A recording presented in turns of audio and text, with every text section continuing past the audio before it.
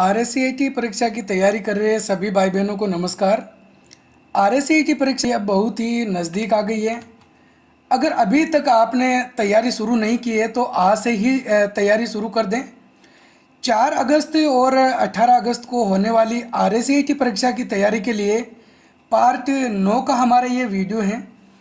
तो अगर आप आज से ही इस वीडियो में जुड़े हैं तो हमारे चैनल पर बाकी जो वीडियोज़ हैं जो हमने पहले अपलोड कर रखे हैं उन्हें ज़रूर देखें और कमेंट करके ज़रूर बताएं कि आपने जो लास्ट 8 वीडियो हैं उन्हें देख लिया है। हम रोज़ाना आरएससीआईटी परीक्षा की तैयारी के लिए इसी प्रकार के नए नए प्रश्नों के साथ वीडियोज़ लाते रहेंगे। अगर आपने अभी तक हमारे आरएससीआईटी गुरुजी चैनल को सब्सक्राइब नहीं किया है तो अभी तुरंत ही सब्सक्राइब कर लें। तो शुरू करते हैं आज का वीडियो। हमारा जो प्रश्न नंबर 1 है वो है निम्न में से कंप्यूटर की एक सीमा है। तो कंप्यूटर की क्या लिमिटेशन है वो हमको यहाँ पे बताना है। स्पीड, शुद्धता, परिश्रम या बुद्धि का अभाव। तो देखो, कंप्यूटर केवल एक मशीन होती है। तो मशीन जितनी अच्छी रहेगी, जितनी अच्छा प्रोसेसर रहेगा, उतनी इसकी जो स्पीड है वो रहने वाली है। और कंप्यूटर की हम जानते हैं कि कंप्यूटर 1 सेकंड में लाखों जो है वो गणनाएं कर सकती है। तो कंप्यूटर की जो स्पीड है वो बहुत ही ज़्यादा होती है। शुद्धता, अगर हम कंप्यूटर को अगर कोई इनपुट सही दे रहे हैं तो वापस जो हमको परिणाम प्राप्त होगा वो भी सही रहेगा। परिश्रम, कंप्यूटर कभी थकता नहीं है मनुष्य की तरह। बुद्धि का अभाव, क्या कंप्यूटर में बुद्धि होती है? तो कंप्यूटर में बुद्धि नहीं होती है। तो कंप्यूटर की क्या सीमा है? बुद्धि का अभाव है। ठीक है। अगला प्रश्न नंबर 2 है, पोर्ट्रेट और लैंडस्केप कहलाती हैं पेज ओरिएंटेशन, पेज की साइज, पेज का लेआउट या फिर प्रिंट प्रीव्यू। तो पोर्ट्रेट और लैंडस्केप इसको हम क्या बोलते हैं? Page orientation. ठीक है। नेक्स्ट प्रश्न नंबर 3 है, पेस्ट स्पेशल करने के लिए शॉर्टकट कुंजी क्या है? Control plus V, control plus shift plus V, control plus shift plus P या फिर एल्ट कंट्रोल वी। तो ध्यान में रखना है, पेस्ट स्पेशल करने की जो शॉर्टकट कुंजी होती है वो होती है एल्ट कंट्रोल वी। अब देखो, कॉपी करने के लिए कंट्रोल सी, पेस्ट करने के लिए कंट्रोल वी काम में लेते हैं। और अगर हमको फॉर्मेटिंग कॉपी करनी है तो उसके लिए हम कंट्रोल शिफ्ट सी का प्रयोग करते हैं। फॉर्मेटिंग को पेस्ट करने के लिए कंट्रोल शिफ्ट वी का प्रयोग किया जाता है। और अगर हमको शब्दों को कुछ स्पेशल तरीके से पेस्ट करना है तो उसके लिए एल्ट कंट्रोल वी काम में लेते हैं।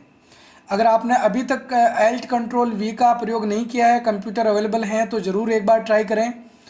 कंट्रोल एल्ट वी दबाने से हम कुछ स्पेशल तरीके से पेस्ट कर सकते हैं। जैसे हमने कोई फॉर्मेटिंग की है और शब्दों को सेलेक्ट कर लिया है और हमको बिना फॉर्मेटिंग का शब्द चाहिए तो हम एल्ट कंट्रोल वी दबा के अनफॉर्मेटेड टेक्स्ट को सेलेक्ट कर सकते हैं। बिना फॉर्मेटिंग वाला टेक्स्ट पेस्ट हो जाएगा। या फिर शब्दों को हम पिक्चर के रूप में पेस्ट करना चाहते हैं तो इस प्रकार से स्पेशल तरीके से पेस्ट कर सकते हैं। अगला प्रश्न नंबर 4 है, MS वर्ड 2010 में प्रिंट करने से पहले डॉक्यूमेंट कैसा दिखेगा यह जानने के लिए किस टूल का प्रयोग किया जाता है? File preview, pre print, print preview या फिर स्टैंडर्ड प्रीव्यू। तो अगर हमने कोई डॉक्यूमेंट टाइप कर रखा है और हम उसको प्रिंट करने से पहले ये देखना चाहते हैं कि ये किस तरीके से प्रिंट होने वाला है पेज में, तो उसके लिए हम जो टूल काम में लेते हैं प्रिंट प्रीव्यू वाला टूल काम में लेते हैं। ठीक है। और माइक्रोसॉफ्ट वर्ड में इसी प्रिंट प्रीव्यू की जो शॉर्टकट कुंजी है वो भी आपको याद रखनी है। प्रिंट प्रीव्यू करने की जो शॉर्टकट कुंजी है वो होती है कंट्रोल प्लस F2। क्या होगी? प्रिंट प्रीव्यू करने के लिए कंट्रोल प्लस F2। नेक्स्ट प्रश्न नंबर 5, MS एक्सेल 2010 में रो और कॉलम के प्रतिच्छेदन से जो आकृति बनती है उसे क्या कहा जाता है? टेबल, पिवोट टेबल, सेल या फिर स्मार्ट आर्ट। तो रो जो होती है वो इस प्रकार से पंक्तियों में होती है और कॉलम जो है ऐसे वर्टिकल लाइनें खींची हुई होती है। तो जब रो और कॉलम्स आपस में मिलते हैं तो एक चौकोर बॉक्स बनता है, एक आयताकार बॉक्स बनता है। उस बॉक्स को हम बोलते हैं सेल। तो इसमें सही आंसर क्या होगा? सेल। तो ध्यान में रखना है, रो कॉलम के प्रतिच्छेदन से, रो कॉलम के मिलने से जो आयताकार चौकोर बॉक्स बनता है वो क्या कहलाता है, सेल कहलाता है। अगला प्रश्न नंबर 6 है, एमएस पेंट में खुली हुई फाइल का डिफ़ॉल्ट शीर्षक क्या होगा? MS paint 1, untitled, document first या फिर माई डॉक्यूमेंट। तो ध्यान में रखना है, एमएस पेंट के अंदर जो फाइल हम न्यू ओपन करते हैं उसका जो टाइटल होता है वो ऑलरेडी अनटाइटल्ड होता है, यानी उसका कोई टाइटल नहीं होता है। अनटाइटल्ड यानी कोई टाइटल नहीं है। जब हम किसी फाइल को सेव करते हैं तो जिस भी नाम से हम उसको सेव करते हैं वो उसका टाइटल हो जाता है, ठीक है। और वो हमको कहाँ पे दिखाई देता है? सबसे ऊपर वाली पट्टी में। क्या बोलते हैं सबसे ऊपर वाली पट्टी को? Title bar. तो ये जो अनटाइटल्ड लिखा हुआ हमको मिलेगा वो कहाँ पे मिलेगा? टाइटल बार में लिखा हुआ मिलेगा।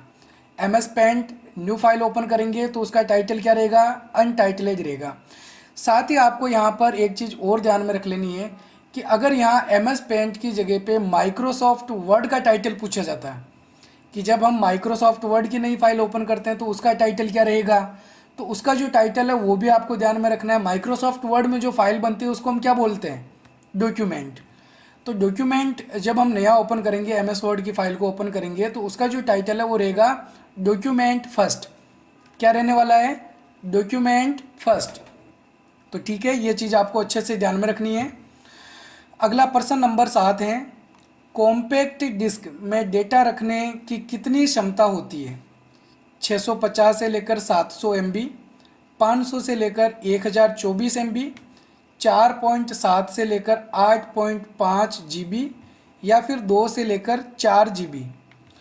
तो कॉम्पैक्ट डिस्क आपने नाम कम सुना होगा, ज़्यादा नाम इसका जो है वो आपने सुना होगा CD। अगर आपको बोलें कि CD DVD तो आप अच्छे से समझ जाओगे, है ना। कॉम्पैक्ट डिस्क, कॉम्पैक्ट डिस्क किसका उदाहरण है? CD का, है ना। CD की फुल फॉर्म जो है वो कॉम्पैक्ट डिस्क होती है। तो कॉम्पैक्ट डिस्क यानी CD के अंदर हम कितना डेटा रख सकते हैं? तो इसकी जो लिमिट होती है वो होती है 650 से लेकर 700 MB। आपको ये भी ध्यान में रखना है, अगर CD की जगह यहाँ पर DVD पूछा जाता है, DVD की फुल फॉर्म होती है डिजिटल वर्सेटाइल डिस्क। क्या होगी? डिजिटल वर्सेटाइल डिस्क, या फिर हम इसको डिजिटल वीडियो डिस्क भी बोलते हैं। तो DVD की अगर क्षमता पूछी जाती है तो वो होती है 4.7 GB से लेकर 8.5 GB। नेक्स्ट हमारा प्रश्न नंबर 8 है, रैम द्वारा बार बार प्रयोग की जाने वाली सूचना को किस मेमोरी में संग्रहित करके रखा जाता है? रैम के द्वारा जो बार बार प्रयोग की जाने वाली सूचना है वो कहाँ पे दिखाई देती है, किस मेमोरी में सेव रहती है? Cache memory, main memory, read only memory या फिर हार्ड डिस्क ड्राइव। तो इसमें सही उत्तर रहेगा ए, कैश मेमोरी। रैम के अंदर जो डेटा बार बार काम में लिया जाता है उसको कैश मेमोरी में सेव करके रखा जाता है। रैम की फुल फॉर्म आपको ध्यान में रखनी है, क्या होती है? Random access memory. रैम की full form random access memory. और ये जो है रीड ओनली मेमोरी, इसको हम क्या बोलते हैं? रोम, ठीक है। रोम यानी रीड ओनली मेमोरी। और हार्ड डिस्क को शॉर्ट में क्या बोलेंगे? HDD। HDD का मतलब हार्ड डिस्क ड्राइव, ठीक है। नेक्स्ट हमारा प्रश्न नंबर 9 है, MS वर्ड 2010 में डॉक्यूमेंट का डिफ़ॉल्ट फॉन्ट क्या होता है? कैलीबेरी, एरियल, कैम्बिरिया या टाइम्स न्यू रोमन। तो माइक्रोसॉफ्ट वर्ड को जब हम नया ओपन करते हैं तो उसका जो डिफ़ॉल्ट फॉन्ट होता है वो होता है कैलीबेरी। क्या होगा? कैलीबेरी होगा। अगर यहाँ पे फ़ॉन्ट के साथ साथ फ़ॉन्ट की साइज़ भी पूछी जाए तो वो भी आपको ध्यान में रखनी है। फ़ॉन्ट की साइज़ होती है 11। क्या होगी? फ़ॉन्ट की साइज़ 11 और फ़ॉन्ट कौन सी रहेगी? कैलीबेरी। अगला प्रश्न नंबर 10 है, डॉक्यूमेंट में हेडर और फुटर लगाने का क्या उपयोग है? डॉक्यूमेंट में हेडर फुटर क्यों लगाया जाता है? इसका उपयोग किसी वेब पृष्ठ या बाहरी दस्तावेजों से जोड़ने के लिए किया जाता है। इसका उपयोग डॉक्यूमेंट में उस पाठ यानी टेक्स्ट को शामिल करने के लिए किया जाता है जिसे प्रत्येक पृष्ठ पर दोहराया जाना है, जैसे कंपनी का नाम और पृष्ठ संख्या आदि। इसका उपयोग डॉक्यूमेंट की थीम और पृष्ठभूमि को बदलने के लिए किया जाता है, या फिर इसका उपयोग डॉक्यूमेंट में सभी पृष्ठों का रंग बदलने के लिए किया जाता है। तो देखो, हेडर जो होता है वो पेज के ऊपर लगता है और फुटर पेज के नीचे लगता है। और हेडर फुटर के अंदर हम जो है वो पेज नंबर लगा सकते हैं, किसी कंपनी का टाइटल, किसी कंपनी का जो नाम है वो लिख सकते हैं। साथ ही अगर यहाँ पे हम किसी कंपनी का कोई लोगो लगाना चाहें तो वो भी लगा सकते हैं हेडर या फुटर के अंदर, ठीक है। हेडर कहाँ लगता है? पेज के ऊपर। फुटर कहाँ लगता है? पेज के नीचे। तो यहाँ पे पूछा है हेडर फुटर लगाने का उद्देश्य क्या है, तो इसके लिए यहाँ पे सही जो आंसर है वो रहेगा बी। क्या रहने वाला है? बी। यानी कि इसका उपयोग डॉक्यूमेंट में उस टेक्स्ट को शामिल करने के लिए किया जाता है जिसे प्रत्येक पृष्ठ पर दोहराया जाना है। तो आपको ध्यान में रखना है कि हेडर और फुटर जो हम लगाते हैं वो हमारे सभी पेजों में लग जाते हैं। जितने भी पेज हैं सभी पेजों के अंदर हेडर फुटर अपने आप ही लग जाता है एक पेज में लगाने पे, ठीक है। अब इसके अलावा आपको एक चीज़ ये ध्यान में रखनी है, क्योंकि हमारा जो पहला पेज होता है उस पहले पेज के अंदर हम डॉक्यूमेंट का टाइटल वगैरह, कवर पेज इस प्रकार से बनाते हैं। तो हम चाहते हैं कि पहले पेज में जो है वो हम अलग हेडर फुटर रखें। तो हमारे पास में ये ऑप्शन भी होता है, जब हम हेडर फुटर सेलेक्ट करते हैं तो हमारा जो पहला पेज होता है उसमें अलग हेडर फुटर लगाया जा सकता है। तो आपको ये चीज़ ध्यान में रखनी है, हेडर फुटर पहले पेज में अलग लगा सकते हैं। साथ ही हमारा जो जब हम किताब पढ़ते हैं तो किताब में आपने देखा होगा एक पेज छोड़ के एक पेज सम या विषम संख्या वाला पेज होता है। जब हम किताब या कोई कॉपी को ओपन करते हैं तो उसका एक पेज सम संख्या वाला होता है और एक विषम संख्या वाला होता है। तो जो हेडर फुटर है वो सम संख्या वाले पेजों में और विषम संख्या वाले पेजों में अलग अलग लगा सकते हैं। तो आप क्या याद रखोगे? हेडर फुटर कहाँ लगता है? पेज के ऊपर, पेज के नीचे लगता है। इसके अलावा क्या याद रखना है? हेडर फुटर जो है वो पहले पेज में अलग लगा सकते हैं। इसके अलावा और क्या याद रखोगे? हेडर फुटर जो है वो सम और विषम संख्या वाले पेजों में अलग अलग लगा सकते हैं, यानी कि एक पेज छोड़कर एक पेज में। जैसे हमने 2 नंबर पेज के अंदर कोई हेडर लगा लिया है, वही हेडर हमको वापस 4 नंबर पेज में मिलेगा, 6 नंबर पेज में मिलेगा।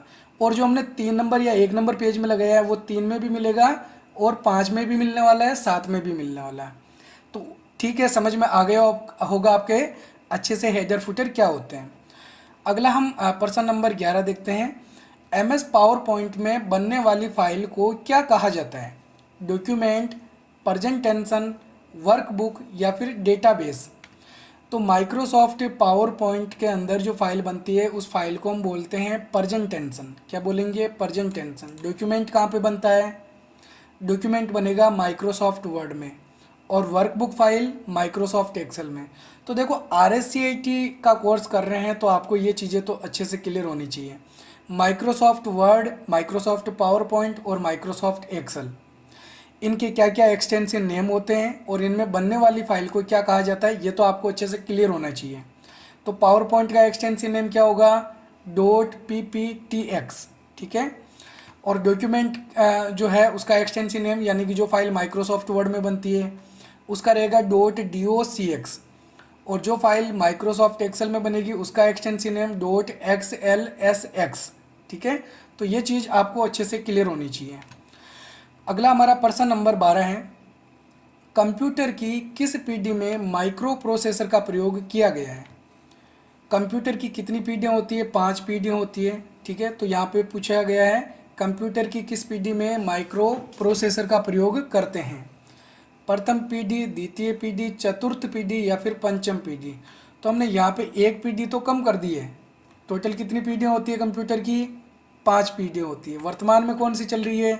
तो टोटल 5 ही होती, तो वर्तमान में कौन सी चलेगी? 5वीं पीढ़ी चलेगी, ठीक है। अब यहाँ पे क्योंकि 4 विकल्प ही दे सकते हैं इसलिए हमने जो तीसरी पीढ़ी है उसको यहाँ पे ऐड नहीं किया है। तो आपको इन चारों में से बताना है कंप्यूटर में किस पीढ़ी में माइक्रो प्रोसेसर का प्रयोग करते हैं। तो इसमें सही आंसर होगा चतुर्थ पीढ़ी। चौथी पीढ़ी जो है उसके अंदर माइक्रो प्रोसेसर का प्रयोग किया जाता है, ठीक है। और वर्तमान में जो पीढ़ी चल रही है वो है 5वीं पीढ़ी। इस पीढ़ी के अंदर AI यानी आर्टिफिशियल इंटेलिजेंस का प्रयोग किया जाता है, ठीक है। नेक्स्ट हमारा प्रश्न नंबर 13 है। निम्न में से कौन सा सॉफ्टवेयर का उदाहरण नहीं है? सॉफ्टवेयर नहीं है वो हमको यहाँ पे बताना है। MS पेंट, एंटीवायरस, स्कैनर या फिर प्रिंटर ड्राइवर? तो देखो आपको हार्डवेयर सॉफ्टवेयर ये अच्छे से क्लियर हो जाना चाहिए। कंप्यूटर का कोई भी भाग जिसका भौतिक अस्तित्व होता है, जिसको हम देख सकते हैं, छू सकते हैं, वो सब क्या होते हैं? हार्डवेयर होते हैं। Monitor, keyboard, printer, mouse, scanner, ये सब क्या है? हार्डवेयर है। और सॉफ्टवेयर जो होता है इसका कोई भौतिक अस्तित्व नहीं होता है, ये केवल इलेक्ट्रॉनिक रूप में हमारे कंप्यूटर में मौजूद होते हैं।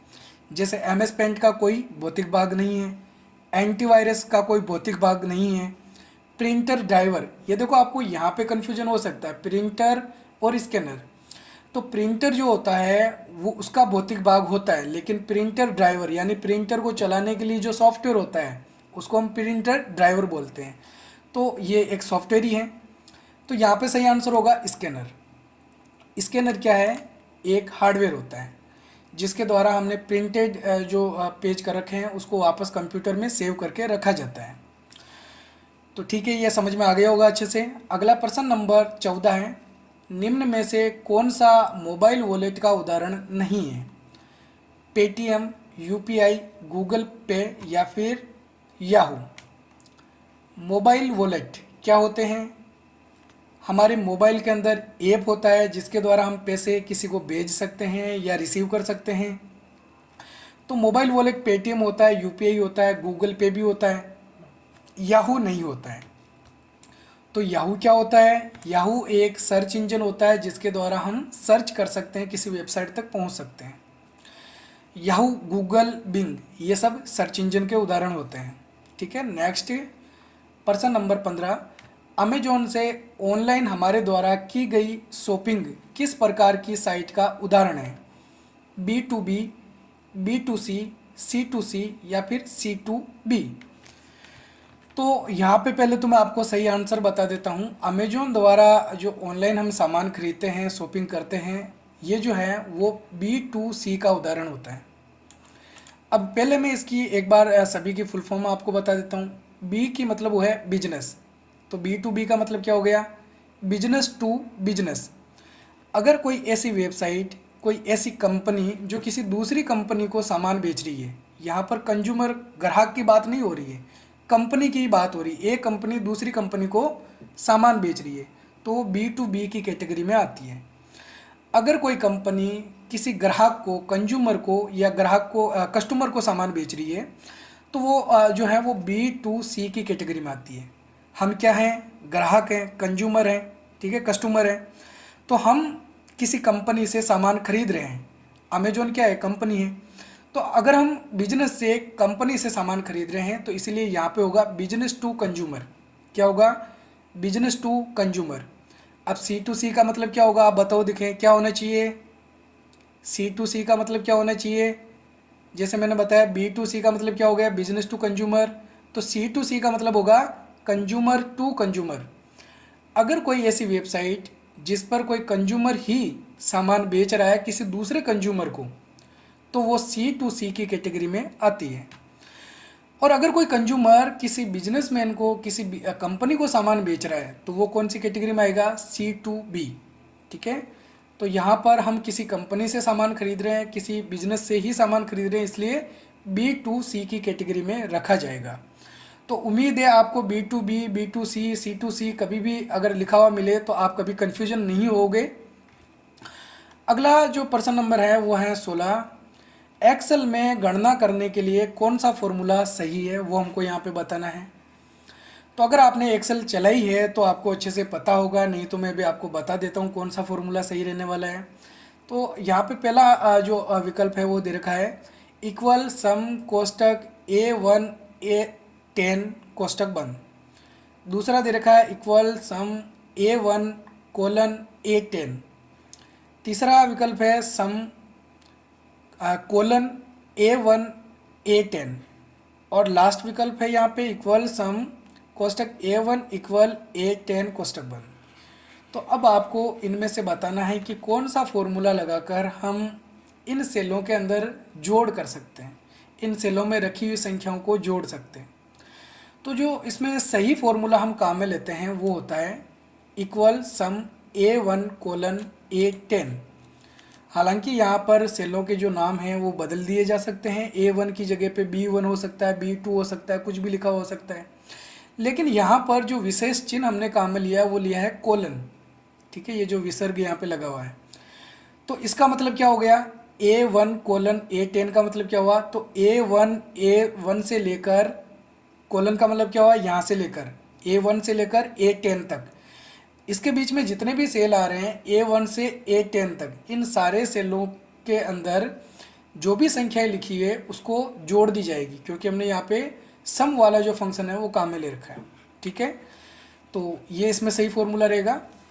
अगला प्रश्न नंबर 17 है हमारा, कौन सी ऑप्टिकल डिस्क का प्रयोग बार बार डेटा को मिटाकर दोबारा किया जा सकता है। उसमें जो डेटा है ऑप्टिकल डिस्क में, अब आपको ये जान लेना है कि ऑप्टिकल डिस्क क्या होती है। वैसे हमने पिछले वीडियोज़ में बता रखा था आपको, ऑप्टिकल डिस्क जो है वो CD, DVD और ब्लू-रे डिस्क होती है। ठीक है, तो ये चीज़ क्लियर हो गई। अब हम जान लेते हैं DVD-R and DVD-R, CD-RW and DVD-RW। ठीक है, तो यहाँ पे R लगा हुआ है, RW लगा हुआ है। आपको ये ध्यान में रखना है कि जो CD-R होती है उसके अंदर डेटा केवल एक बार ही लिखा जाता है और उस डेटा को बार बार रीड किया जा सकता है। R का मतलब होता है रीड और W का मतलब होता है राइट। रीड का मतलब क्या होता है, पढ़ना। जो मेमोरी के अंदर ऑलरेडी सेव है उसको हम काम में ले रहे हैं, उसको कॉपी कर रहे हैं, उसको देख रहे हैं, इसका मतलब क्या कर रहे हैं, रीड कर रहे हैं। और अगर हम मेमोरी पे डेटा को कॉपी कर रहे हैं, डेटा को सेव करके रख रहे हैं, तो इस प्रक्रिया को हम बोलते हैं राइट करना। तो जैसे हम कोई फाइल बनाते हैं और फाइल को कंप्यूटर में सेव करते हैं, तो हम क्या करते हैं, डिस्क पर राइट करते हैं। और जो फाइल ऑलरेडी बनी हुई है उसको अगर हम ओपन करते हैं तो इसका मतलब है उसको रीड करते हैं। ठीक है, क्लियर हो गया। तो अब आप बता सकते हो यहाँ पर बार बार जो डेटा है वो किस डिस्क के अंदर रीड भी किया जा सकता है, राइट भी किया जा सकता है। क्या होगा इसमें से आंसर, डी होगा, CD-RW एंड DVD-RW। तो अगर CD-RW है या DVD-RW है, दोनों में से कोई भी डिस्क हो, उसमें हम डेटा को लिख भी सकते हैं और जब ज़रूरत होती है उसको मिटा के वापस नया डेटा लिखा जा सकता है, और उन डेटा को जो हमने लिख रखा है उसको कभी भी काम में भी लिया जा सकता है। तो दोनों काम कर सकते हैं। ठीक, नेक्स्ट है प्रश्न नंबर 18, राजस्थान सरकार द्वारा क्लाउड स्टोरेज किस नाम से संचालित है। राज ई-वॉल्ट, राज मेल, राज ई साइन या फिर राज ई ज्ञान। क्लाउड स्टोरेज क्या होता है आपको सबसे पहले तो ये जान लेना है। ऐसा स्टोरेज जो हमको ऑनलाइन मिलता है, हम कुछ डॉक्यूमेंटों को, कुछ हमारी फाइलों को, फोल्डर्स को ऑनलाइन सेव करके रख सकते हैं, उसको हम क्या बोलते हैं, क्लाउड स्टोरेज बोलते हैं। इंटरनेट पर अगर हमको ये सुविधा मिलती है, क्लाउड स्टोरेज के नाम से मिलती है। ठीक है, तो क्लाउड स्टोरेज के जो उदाहरण हैं वो राजस्थान सरकार की द्वारा जो पोर्टल चलाया गया है वो है राज ई-वॉल्ट। इसके अंदर हमारे कुछ डॉक्यूमेंट्स को हम सेव करके रख सकते हैं। इसके अलावा कुछ क्लाउड स्टोरेज के और उदाहरण हैं, वो भी आपको याद रख लेने हैं। गूगल ड्राइव, ड्रॉप बॉक्स और माइक्रोसॉफ्ट वन ड्राइव, ये भी क्लाउड स्टोरेज के उदाहरण होते हैं। अगला प्रश्न नंबर 19 है, हम अपने रेलवे के ई टिकट के आरक्षण की वर्तमान स्थिति किससे जान सकते हैं। अपने नाम और ट्रेन नंबर से, PNR नंबर से, स्टेशन और ट्रेन नाम से, ट्रेन नंबर से। तो इसमें जो सही विकल्प है वो रहेगा PNR नंबर अगर हमारे पास में है, टिकट पे लिखे हुए रहते हैं, तो उसके द्वारा हम हमारे जो टिकट हैं उसकी जानकारी ले सकते हैं, अपने नाम की जानकारी ले सकते हैं, क्योंकि उसके अंदर हमारे नाम की सारी डिटेल्स होती है। PNR की जो फुल फॉर्म है वो होती है पैसेंजर नेम रिकॉर्ड। क्या होगी, पैसेंजर नेम रिकॉर्ड। तो नाम से ही पता चलता है यात्री का नाम का जो रिकॉर्ड है वो इसके अंदर सेव करके रखा जाता है PNR नंबर के अंदर। अगला प्रश्न नंबर 20 है, कंप्यूटर में डेटा और सूचनाओं को किस में रखा जाता है। अगर हम कंप्यूटर में कोई डेटा रख रहे हैं तो वो कहाँ पे रखते हैं, किस में रखते हैं। स्टार्ट मेन्यू में, फाइल में, ड्राइव के अंदर या फिर फोल्डर में। तो आपको ये चीज़ अच्छे से ध्यान में रख लेनी है कि हम जो भी डेटा बनाते हैं, जो भी डेटा रखते हैं, वो किसके अंदर रखते हैं, फाइल के अंदर रखते हैं। जैसे हम माइक्रोसॉफ्ट वर्ड के अंदर टाइपिंग करके कुछ सेव करके रखते हैं, तो वो कहाँ पे रखते हैं, वो एक फ़ाइल के अंदर रखते हैं। और हमारी जो फाइल है उसको कहाँ पर रखा जाता है, फाइल को कहाँ पे रखते हैं, फाइल को फोल्डर में रखा जाता है। फाइल को किस में रखते हैं, फोल्डर में रखते हैं। जैसे हमने डेस्कटॉप पे एक फ़ोल्डर बना लिया है, डेस्कटॉप खुद ही एक फ़ोल्डर है, ठीक है। तो डेस्कटॉप पे हमने कोई फ़ोल्डर बना के उसमें फ़ाइल को सेव कर ली, तो हमारा जो डेस्कटॉप है वो भी वैसे एक कुछ फ़ोल्डर ही है, और वो जो फ़ोल्डर है वो कहाँ पे सेव होता है, किसी ड्राइव में सेव होता है। अब ड्राइव जैसे local disk C D E है ना, या फिर हम बोल सकते हैं हमारी हार्ड डिस्क। तो ड्राइव के अंदर फोल्डर को रखा जाता है और फोल्डर के अंदर फाइलों को रखा जाता है, और फाइलों के अंदर क्या होती है, हमारी सूचनाएं होती हैं। तो ये चीज़ आपको अच्छे से क्लियर हो गई होगी। तो ये थे आज के हमारे 20 महत्वपूर्ण प्रश्न उत्तर। उम्मीद है आपको एक एक प्रश्न बहुत ही अच्छे से समझ में आ गया होगा। अगर फिर भी आपका कोई कन्फ्यूजन होता है, किसी प्रश्न में डाउट होता है, तो एक बार आप वीडियो को वापस अच्छे से ज़रूर देखें। अगर आप कुछ कमेंट करना चाहते हैं, कुछ जानकारी पूछना चाहते हैं, तो कमेंट बॉक्स में कमेंट करके ज़रूर हमको बताएं। आपने वीडियो को लास्ट तक देखा है तो इसका मतलब है आप RSCIT की जो तैयारी है वो अच्छे से करना चाहते हैं और अच्छे नंबरों से इस परीक्षा में पास होना चाहते हैं। हमें पूरी उम्मीद है आप हमारे वीडियोज़ को देखकर बहुत ही अच्छे नंबरों से परीक्षा में पास होंगे। वीडियो पूरा होने वाला है, और अभी तक आपने अगर हमारे YouTube चैनल को सब्सक्राइब नहीं किया है तो पहला काम अभी कीजिए, हमारे YouTube चैनल को सब्सक्राइब। और अगर हमारा वीडियो पसंद आए तो वीडियो को लाइक ज़रूर करें, और अपने जो दोस्त हैं जो RSCIT परीक्षा की तैयारी कर रहे हैं उनके साथ में वीडियो को शेयर भी करें। हम मिलेंगे एक और नए वीडियो में, तब तक के लिए जय हिंद, जय भारत।